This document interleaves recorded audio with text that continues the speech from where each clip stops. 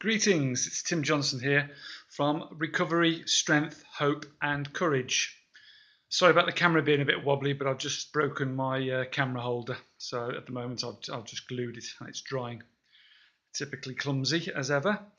Yesterday I made a video about all the wins and the benefits that I've experienced, and there's many more than just those 10, I'm sure, since I've given up alcohol and drugs. But you've got to pay the piper before that, haven't you? You know, and it's the monkey in the room, isn't it? Withdrawal. And I've been through a lot of withdrawals in my life. Some while I've been working, and some when I've been not. Some I've taken stuff for, some I haven't.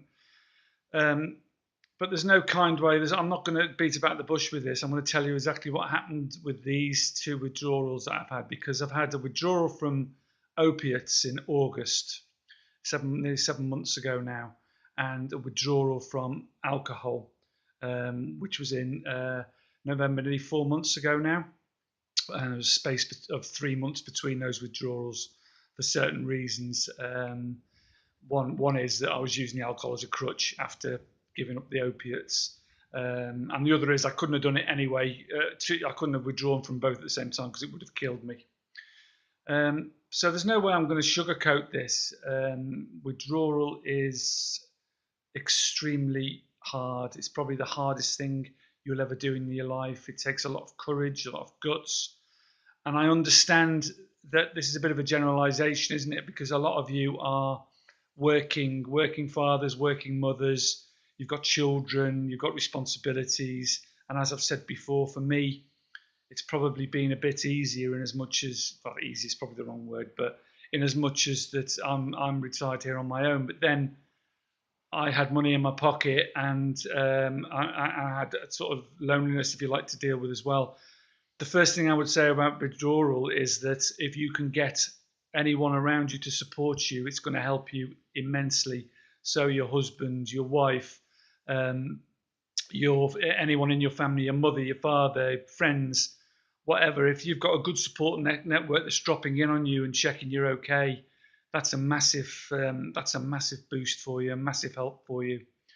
But I'm not going to sugarcoat. I'm going to talk you through these two withdrawals now. Now, withdrawal differs for every single person. It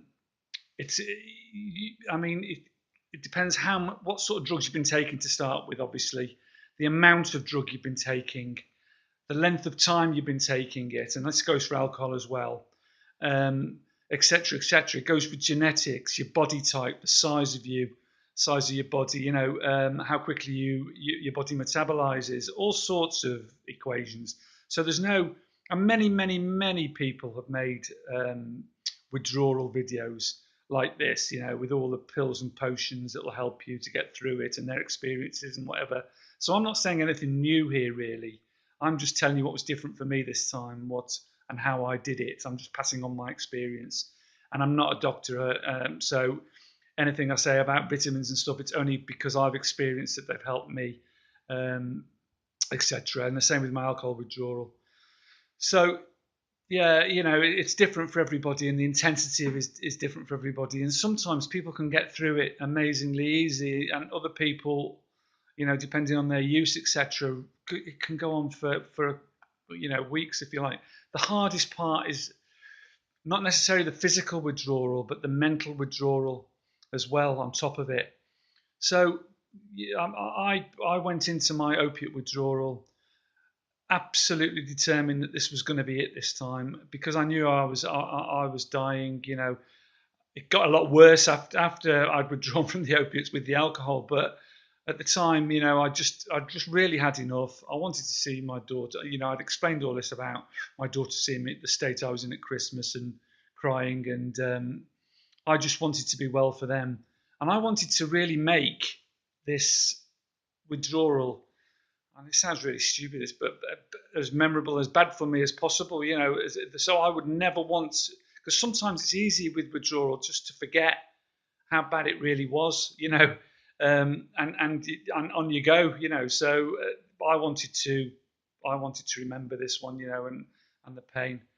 And all right, so what I did, I got some food together, some good nutritious This is about a week before.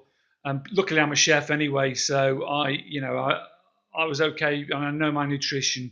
So I made some really. I knew I wouldn't want to eat really solid food, having been through withdrawal a lot of times before. So I made some very nutritious vegetable soups into the freezer in portions, nice and easy. Um, some nice stew for later on, like again easy to eat. Um, I had made sure I had plenty of fresh fruit and fresh vegetables in, and I knew I was going to be shut away for 2 weeks. And I told my family that I was going to be in the apartment for 2 weeks, probably, and I just wanted to get through this, and I would be okay, but I would be in touch by phone, which I was, and so yeah, I got all this nutritious stuff in. I also made sure I had a good, strong multivitamin, concentrating on B vitamins in particular, a good quality one from Holland and Barrett, or a good health food shop, strong multivit, magnesium and omega-3 fish oil. Just those three supplements on a daily basis.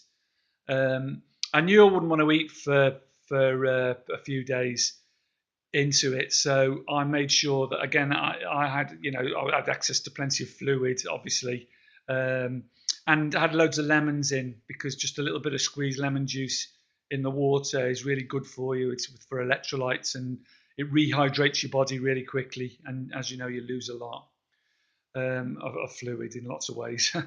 So yeah, just those multivitamins. Now I know some of you are going to probably need a bit more help than that, and some of you will probably go to the doctor for benzodiazepines and various other pills and potions that you've heard may get you through this. But I want to be strong here and tell you that I truly believe that if you're serious about this, you just need to get through it, because the benefits at the end of it far outweigh the pain you go through during it. And as I've said before, your worst day in recovery is better by 1,000,000,000% than your best day in addiction. So you just need to get through it. The more pills and potions you take, the more you're getting reliant on those, and it's just another addiction. It's just another mind-altering substance. Now, some of you, as I say, with families and stuff, will taper down slowly, particularly if you're on Suboxone, and hopefully your withdrawal will be milder if you do it properly and really, really slowly. You have to be really sensible about it. I just stopped cold turkey, and it's not being big, strong, and brave, Tim. I'm just saying that was what I knew would work for me. This good, sharp shock, and of course you're anxious and scared when you start withdrawal, and the first day you're just waiting almost for the inevitable symptoms to start, and the first symptom is always that massive anxiety, that you've stopped taking drugs, you've got no access to. I mean, obviously there was nothing in the flat. No, at that stage, no alcohol, drugs, nothing was in the flat for the opiate withdrawal, and made sure there was no danger. I did have money, but again, I'll come on to that in a second. But anxiety, and then the sweat starts. Hot, cold. This is the first day, and as you go on, the next stage is the diarrhea. And I hate to be crude about this, but don't worry. I mean, don't start taking Imodium. People go, "Oh, take loads of Imodium. It's another opiate onto your stomach, basically." I truly believe that it's just best to let your system flush through naturally. Loads of water, get loads of water down you when the diarrhea comes, which is usually on the second day, if you like. Might be sooner for some people. And it's just yellow water. And I'm sorry to be crude about this, just yellow water in the end. Don't worry about that. That's just part of the deal, I'm afraid. And it goes on for quite a long time before things get back to normal. And it's actually a real boost to you when you go to the toilet normally again. It sounds strange, but it really is. There's general sickness in the second day. You're really, really anxious. You've not slept. The insomnia's kicked in on that first night, because that's it for sleeping, because there's a massive neuroadrenaline boost when you stop taking your opiates, and your mind is just full of adrenaline. Your adrenal glands go into overdrive. You can't sleep. don't fall into the Ambien trap. Don't fall into sleeping pills. You've just got to ride through it. I made sure I had plenty of videos, plenty of stuff to watch on YouTube. It doesn't. I mean, to be fair, you've still got to grit your teeth and get through it, you know. And what you've got to realise is withdrawal is a fight. It is a battle. You know, I'm not exaggerating here. You really need to want it with all your heart, you know, to get through it. Because there's always that little voice in your head. Because by the time you've got, you know, the sweats, the shakes, sickness, massive diarrhea, massive depression and anxiety, insomnia, restless legs, another massive thing, but the magnesium really helps that, and hot baths really help that. You know, this goes on, you know, 3, 4, 5 days, you know, at its peak before you really start to feel, you know, a bit better. You know, it's a fight, it's a battle. You've got to go in wanting it and battle through it, because the rewards at the end of it are immense. They really are. I can't tell you. And I said yesterday's video, and for those of you who not watch it, because, you know, that's just part of the rewards that have come into my life since battling through all this. So at the end of the day, the depression kicks in then, and that's really difficult. And also during the time you're going through these withdrawal symptoms, that little voice in your head, and this is the hardest part, and this is why so many people relax. You know that if you take your drug of choice, one bit of your drug of choice, or your drink, your alcohol, you're going to feel so much better so quickly, immediately. It's going to cut out all this suffering you're going through, because insomnia and stuff is driving you mad, you know. But it's a battle. You've got to know going into it that you're going to fight for several days before you see some light at the end of the tunnel, and then you're going to have to start battling the depression that settles in. It's not easy, but that's when you start. After that first 4 or 5 days, you start to get outside into the fresh air and the sunshine. You start your diet. You've started to take nutrients into your body. You make sure religiously you're getting those supplements, and make sure you're getting the soup and the stews down you, and the fruits and some green veg down you. You know, you might not want much, but a little bit and often is what I did.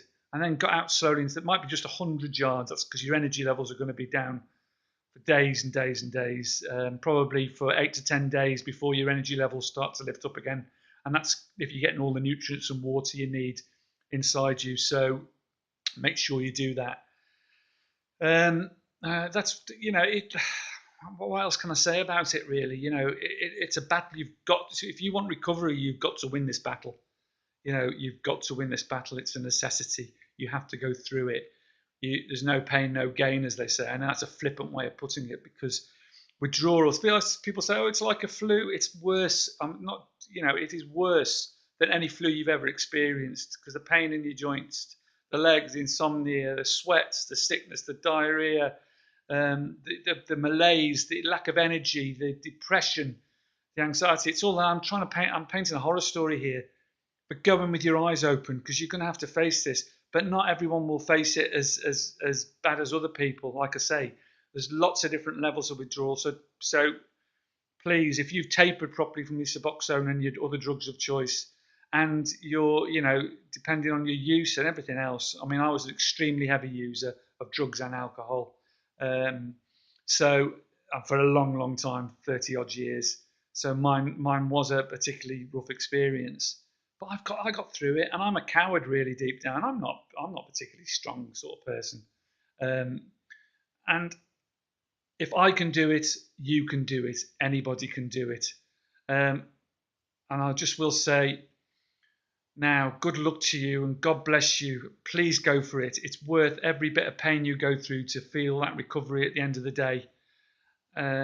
Please do it. Just do it. Think about it. Time it well. Get some people around you to support you. Much love to you all. Carpe diem. Seize the day. Just hold on if you're struggling, and stay strong. Bye.